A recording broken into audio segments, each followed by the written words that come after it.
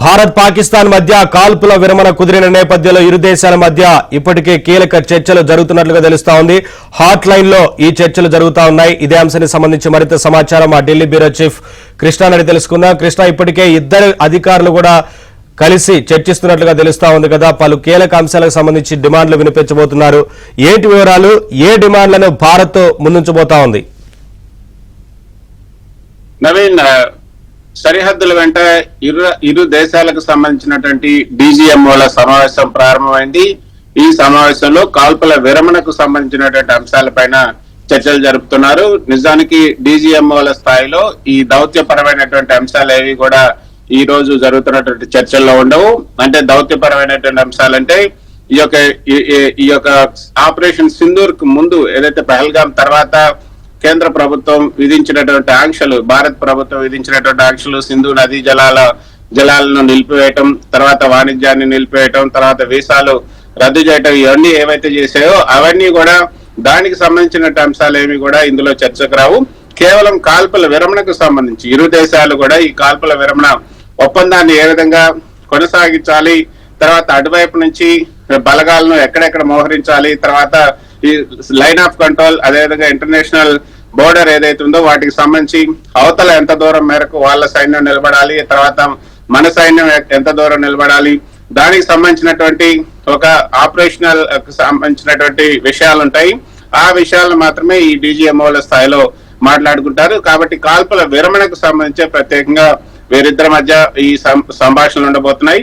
అయితే ఈ రోజు జరుగుతున్నటువంటి ఈ డీజీఎంఓల సమావేశంలో ఏ అంశాలను ముందు ప్రతిపాదించాలి, ఏ అంశాలు ఇక్కడ మాట్లాడాలి, అక్కడ ఉన్నటువంటి పాకిస్తాన్ డీజీఎంఓలతో అన్న అంశాలపై కూడా నిన్న కూలంకషంగా chief of defence staff CDS, అదేవిధంగా కేంద్ర రక్షణ శాఖ మంత్రి, త్రివిధ దళాలకు సంబంధించినటువంటి త్రివిధ దళాది అధిపతులు వీళ్ళందరూ కూడా నిన్న ప్రధాని మోదీతో చర్చోపచర్చలు చేశారు. సుమారు 2-3 గంటల పాటు చర్చలు జరిపారు. ఆ సమావేశంలో ఈ డీజీఎంఓల సమావేశంలో ఏ అంశాలను చర్చించాలి, ఏ విధంగా ముందుకెళ్లాలి అంటే ఇప్పుడు భారత్దే పై చేయిగా ఉంది. ఎందుకంటే ఈ కాల్పుల విరమణ ప్రతిపాదన వచ్చింది కూడా అక్కడ పాకిస్తాన్ నుంచే. కాబట్టి ఇప్పుడు పాకిస్తాన్ వాళ్ళకి ఈ యొక్క డీజీఎంఓలు, మన భారత డీజీఎంఓలు ఒక పై చేయి సాధించి ఇక ఈ కాల్పుల విరమణ ఒప్పందం మీ నుంచే వచ్చింది, ఆ ప్రతిపాదన మీ నుంచే వచ్చింది, కాబట్టి ఏం చేయాలనుకుంటున్నారు, ఏ విధంగా ఈ విరమణ చేయాలనుకుంటున్నారని వీళ్ళే మొదట వాళ్ళని అడుగుతారు. తర్వాత వాళ్ళకు ప్రతిపాదన చెప్తారు. మేము ఈ విధంగా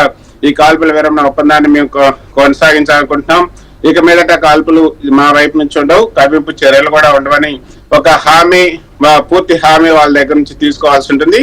ఆ తర్వాత మన సైన్యం కూడా తగినట్టు ఒక హామీ ఇవ్వటం జరుగుతుంది. సో ఇరువైపుల నుంచి ఒక అగ్రిమెంట్ లాంటిది కూడా సంతకాలు కూడా చేసుకునే అవకాశం ఉంటుంది. సో ఈ యొక్క కాల్పుల విరమణ ఒప్పందానికి సంబంధించినటువంటి సంతకాలు కూడా జరిగే అవకాశం ఉంది. గతంలో కూడా ఇటువంటి కాల్పుల విరమణ ఒప్పందాలు జరిగాయి. కాకపోతే ఇటీవల ఆ ఒప్పందాన్ని పాకిస్తాన్ పదే ఉల్లంఘిస్తుంది.